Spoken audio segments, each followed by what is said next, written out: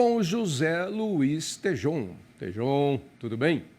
Salve, Tavinho. Você está animado hoje, hein? Que maravilha. Por que eu tô animado? Você está me acompanhando desde o começo, então, né? Então eu tô animado. É, você está feliz da vida aí, uma entrevistas maravilhosas. Que bom, Parabéns, hein? que bom. E agora você vai fazer mais uma maravilhosa, porque eu sei que você tem um convidado importante aí, que é o Anderson Galvão. Cadê o Anderson? Anderson, Tudo bem, Anderson? Bom dia, Tavinho. Bom dia, Tejon. Então tá bom. Bom, vocês vão falar sobre como dobrar a produtividade do milho no Brasil. E aí, Tejon, já que eu estou inspirado hoje, eu vou voltar no passado, onde a roça de milho era uma rocinha pequena, algumas eram grandes. A gente ouvia falar no Corn Belt lá dos Estados Unidos, né? O milho lá produzindo em grande quantidade. Aqui a gente produziu milho na safra, etc. e tal. A gente foi aumentando a nossa produção, aumentando. Aí a gente criou a tal da safrinha, que de safrinha não tem mais nada hoje, é outra safrona. E vocês querem dobrar ainda mais agora? Opa, agora eu quero saber. O meu pé, o pé de milho lá na minha fazenda dá 7, 8 espigas. Ele vai aumentar e vai dar 16? Como é que é esse negócio? eu acho que esse seu pé de milho aí é aqueles da moda antiga dos maias, dos incas, viu? Tá precisando modernizar a tua lavoura aí, Tavinho. Então eu preciso comprar sementes de mais qualidade, como foi o assunto da minha entrevista Não anterior. tenho Aí. dúvida. Alguém me enganou aí, alguém me enganou. E olha, Tavinho, falando aí de coisa antiga, É, você sabe que eu tive um trabalho muito grande na Grosseries, na eu sei. época do Ney Bittencourt de Araújo, né? Foi seu começo. E foi lá. E foi na Jato e depois lá na Grosseries. E lá a gente fez uma campanha genial, Davi. Você não era nascido ainda porque você é muito jovem.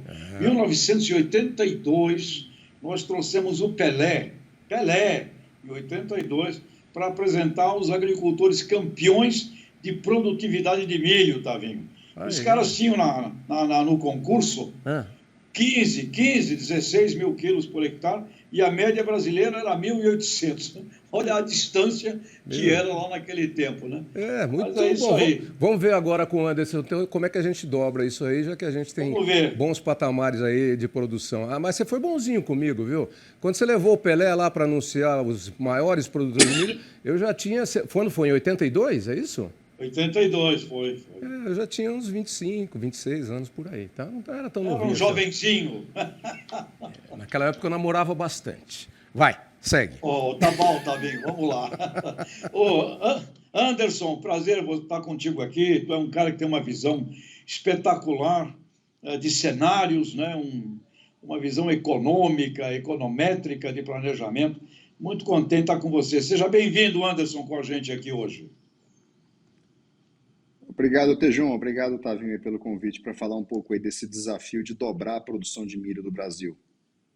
Pois é, e você está amanhã, não é? Se eu não estou enganado, amanhã e depois, 10 e 11 de novembro, o GETAP. Eu não tenho dúvida que a gente pode dobrar e precisa dobrar o milho do Brasil. Mas conta você, Anderson, o que é o GETAP e essa iniciativa para que a gente faça um sucesso cada vez maior com o nosso milho, Anderson, por favor. Bom, fazendo uma história longa, curta, Tejon, eu não em 82, mas lá em 95, quando eu me formei e comecei a trabalhar, um bom produtor de milho comercial colhia 80, 90 sacas de milho por hectare. E eu me lembro, nessa mesma época, eu pesquisava mercados de milho no Mato Grosso, milho a R$ 3,20, R$ 3,50, ali na região de Sorriso, Nova Mutum e Lucas do Rio Verde.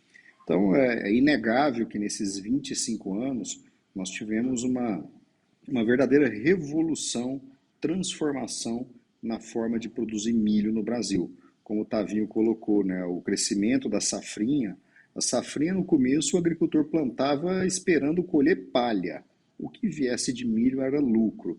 Até que em algum momento ali entre 2011 e 2012, tanto em área quanto em produção, a safrinha se torna safrona. E aí o que acontece? Evidentemente, esse ano de 21 foi um ano que o clima foi muito inclemente, seca, geada, janela de plantio não tão adequadas. O fato é que o Brasil, em vez de colher uma safra de 100 milhões, colhemos alguma coisa próxima de 85. O que eu quero dizer com isso? a demanda de milho, seja para mercado interno, para abastecer a indústria de alimentação animal, seja para abastecer a indústria que nasceu do etanol de milho super competitivo, super sustentável, e também a demanda externa para os compradores. Nos últimos 5 anos, mais de 120 países compraram milho brasileiro, milho de qualidade, milho de padrão. Ou seja, o agricultor, o produtor rural, ele tem no Brasil hoje uma oportunidade parecida com o que tinha e tem o produtor do Corn Belt, que é ter uma rotação de milho com soja mais adequada, é ter um manejo agronômico mais adequado, porque o mercado responde e demanda esse milho. E daí, lá no final do ano passado, a gente começou um projeto, que é o GETAP, Grupo Tático para o Aumento da Produtividade do Milho, exatamente para capturar essa oportunidade de mercado. O brasileiro, o produtor brasileiro, precisa aumentar a produção. Parte certamente virá com incremento de área, mas uma parte expressiva pode e deve vir do aumento da produtividade. Anderson, aproveitando você tem uma visão de cenários ótima.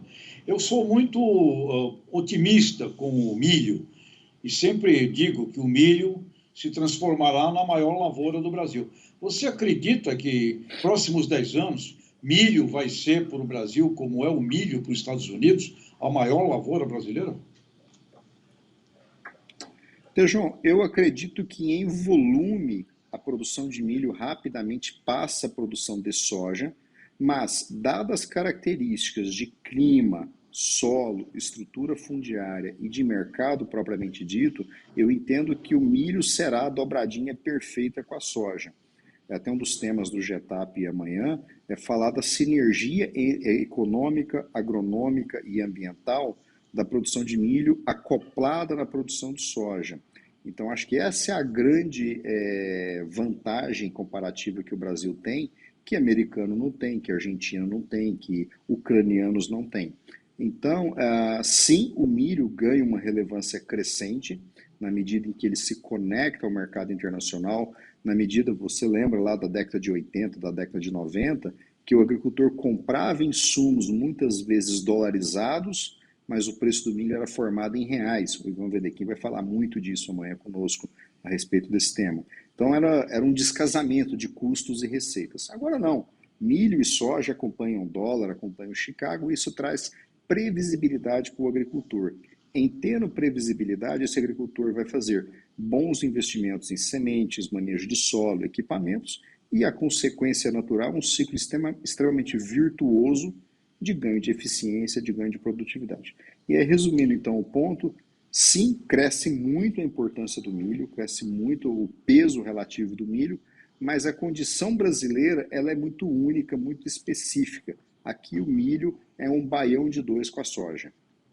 Muito bem posto, Anderson. E você relembrou algo importantíssimo. Lá naqueles anos 80, né, início dos anos 90, a gente não exportava milho. Então, milho era o primo pobre da agricultura brasileira. E agora ele está nessa relação aí indissolúvel nesse casamento com a soja. Muito bem lembrado.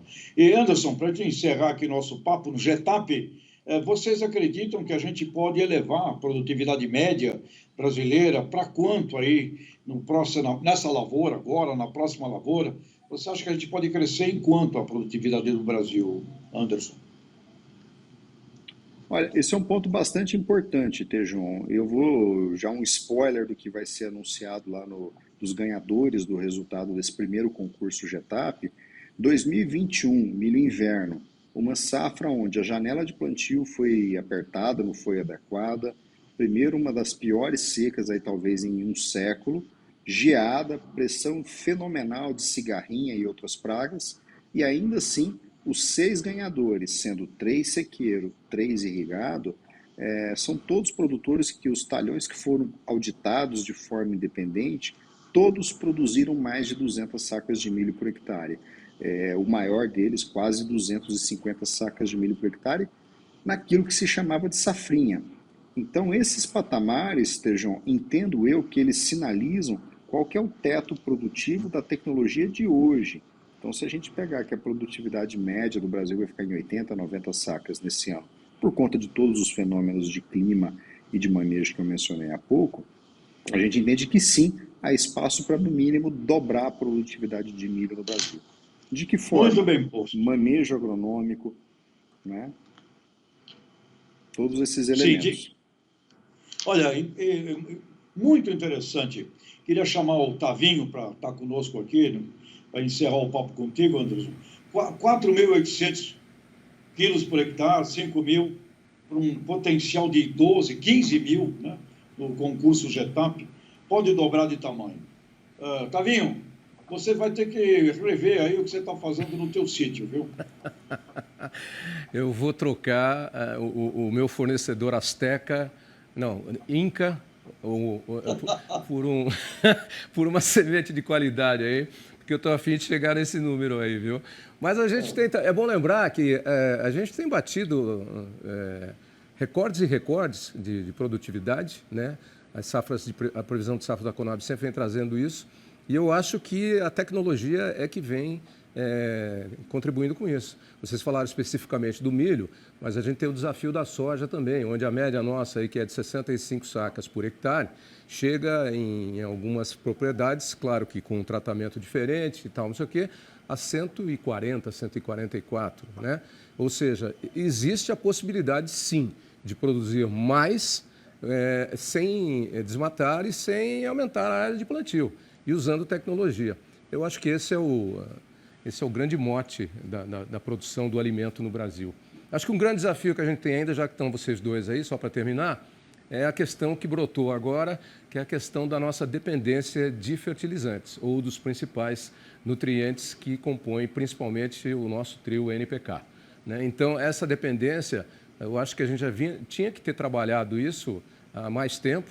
Agora a água começou a subir e a gente está querendo não se afogar, porque tem uma série de problemas aí de fornecimento do material básico, tem problema de container parado em portos que não podem transportar, problema de preço e etc. e tal. Eu acho que se nós somos o maior produtor de alimentos do mundo, ou estamos entre os maiores, se considerarmos tudo, e temos aí uma missão já programada e anunciada pela FAO de ser o grande celeiro abastecedor do mundo, nós temos que cuidar da infraestrutura, não é?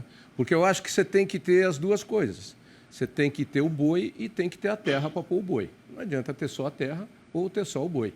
E se você vai produzir lá no Mato Grosso, você tem que ter a estrada, tem que ter a logística, tem que ter o rio, para você poder transportar isso até o porto ou fazer a distribuição, o canal. Então, eu acho que o nosso ponto frágil é exatamente em logística e em autossuficiência, para continuarmos sendo aquilo que nós somos, os grandes produtores. E aí eu estendo isso a toda a nossa agricultura e a toda a nossa pecuária. Alguns setores são mais avançados, alguns setores estão se mexendo, mas a gente sabe que isso depende muito também de política agrícola, de política de governo.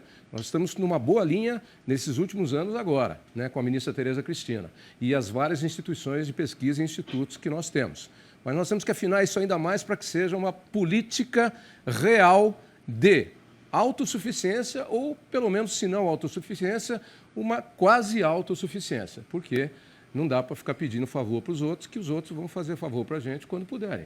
Ou, quando muito, vender no preço que querem. Então, eu acho que esse é o nosso ponto, não é? Sem dúvida. Aí precisa de um maestro da banda para tocar rock junto, Davi. Precisa ter um maestro, senão vai cada um num tom, cada um numa música, né? Mas aí, o Anderson toca também? Getap, O Anderson é músico também? O Anderson admira. Ele admira. Você eu sei que é músico. Você eu sei que é músico. Você toca, o que você toca? Guitarra? Eu sim. Então, você toca guitarra. O Anderson tem que ser um maestro aí da eu toco guitarra também e sou vocalista. O Edu Ramos, que é o nosso diretor-geral, ele é contrabaixista. Ele já tocou, inclusive, no começo do Ira, hein? Da banda Ira. E baterista a gente acha algum aqui. Acho que até o Michael ali, o nosso operador de áudio, dá para fazer uma banda, Tejão. Vamos tocar aí no começo do ano para fazer uma Aue. Aue, né? Lembra? Aue. Mas olha, o Anderson, para participar desse Getap amanhã, qual é o endereço? O evento é gratuito, pessoal, livre inscrição pela internet.